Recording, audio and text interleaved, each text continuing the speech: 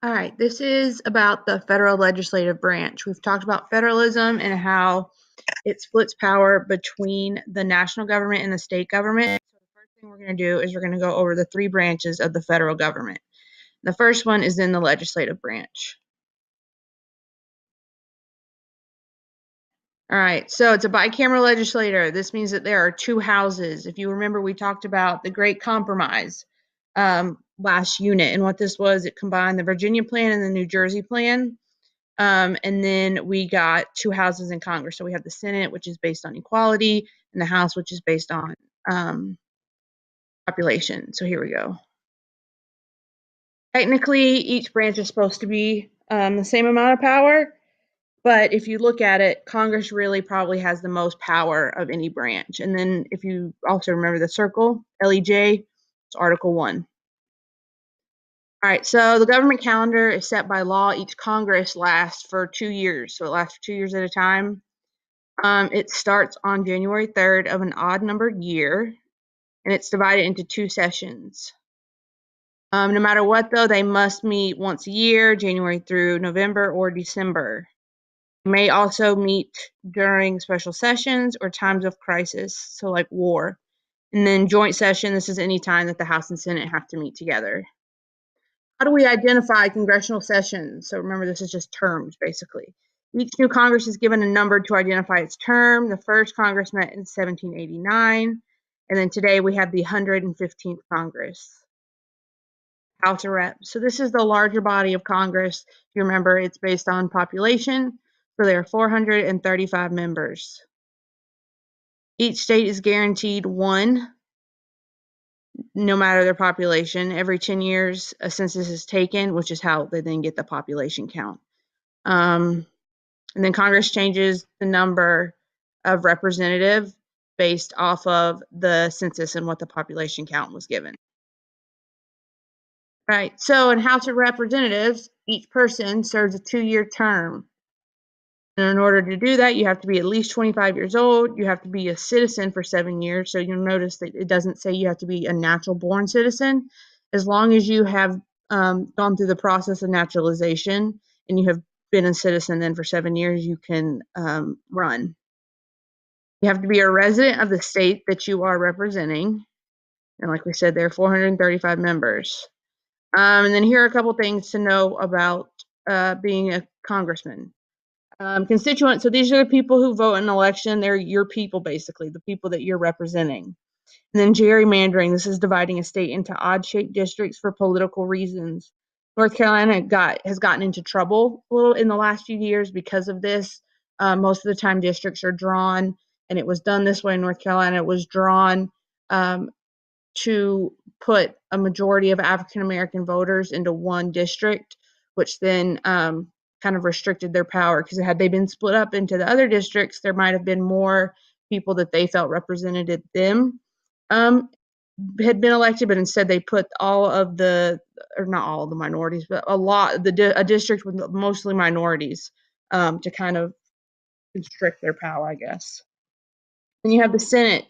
There are 100 members, 2 for each state. So you remember this was part of the plan where New Jersey wanted it based on equality. So each state gets 2 senators. And each senator represents his or her entire state, not just a certain district. So in the House of Representatives, you represent your certain area, whereas a senator represents the entire state. If a senator dies before the end of their term, state legislators may authorize the governor to appoint someone to fill the vacancy until the next election. So back when Obama was elected president, he was actually a senator and a current senator. And so since he had to leave to become president, the governor of Illinois then tried to sell his Senate seat to the highest bidder, which is obviously illegal. And he did prison time, and he might even still be in prison. Right, so the term lengths here are 6 years, so it's a little bit longer than the House, which is only 2. Elections are staggered so that no more than a third of senators are up for re-election at any time, because obviously you don't want to have a whole new group of people who don't know what's going on. Then the requirements for this, you have to be 30, so it's older than the House. You have to be a citizen for 9 years. And then, of course, you have to also be a resident of the state that you're representing. So both the House and the Senate, when we're talking about leaders, the political party to which more than half the members belong to is known as the majority. So if most of the people are Republican in Congress, in the House and the Senate, then you have the Republicans being the majority party. The other party is then obviously the opposite of majority is minority. At the beginning of each term, the party members in each house choose leaders to direct their activities. So each house has one leader overall. In the House of Representatives, it is Speaker of the House. So that's the leader's title. And then in the Senate, you have the Vice President, which the being in charge of the Senate is actually the Vice President's only formal job. If he cannot be there, or she, I guess, if he or she cannot be there, you then have somebody called the President pro tempore that kind of takes over. All right, so here we go. Speaker of the House is chosen by the majority party, majority leader. So you then have a leader of the political party with the most seats. So the Republicans then will pick somebody that's supposed to kind of be their figurehead, I guess you could say. Then you have the minority leader, which is the same thing, it's just for the minority party. Majority whip, though. So this is somebody from the majority party, and their job is to get majority members to support party legislation. So say the Democrats have decided to push gun control, and they want to get something through. If they're the minority party, then the minority whip will get together, and he or she will talk to all of the Democrats and try to say, hey, listen, we're trying to get this bill passed through, which will kind of restrict some of the gun rights of people. The majority whip would be in charge of going around to everyone and trying to influence their vote to go the way that the party wants it to go. And so here's just kind of it's all together. So the congressional leaders in the Senate, you have the vice president, the president pro tempore. So this is usually the most senior member of the majority party. You have majority leader, majority whip, minority whip. So it's the same thing kind of in both, besides the leaders' names.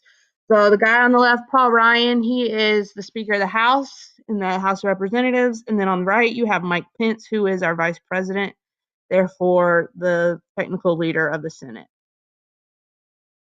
All right, so here are some of the powers of Congress. We went over most of them on Wednesday, I think it was. So you have taxes, so tax bills. So these begin in the House. Why do you think that might be?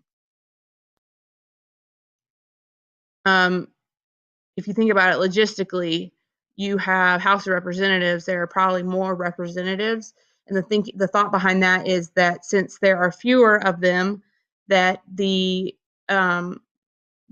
representative is better able to represent their people since they represent more than just an entire state. So authorization bill, so creates a project. Appropriations bill, this provides money for a project.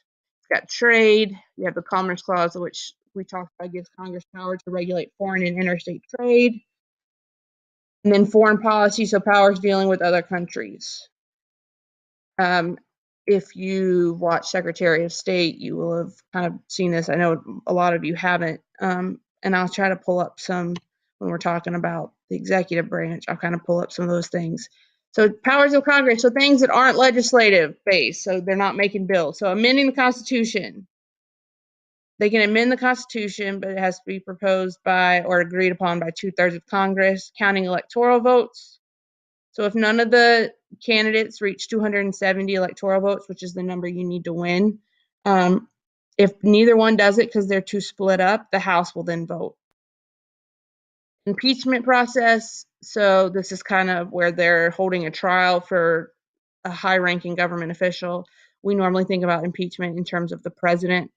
Like I said, we talked about Bill Clinton. Oversight, so they review presidential actions and how well laws are enforced. And then they also investigate. So they investigate executive judicial actions, and that can kind of go right with impeachment.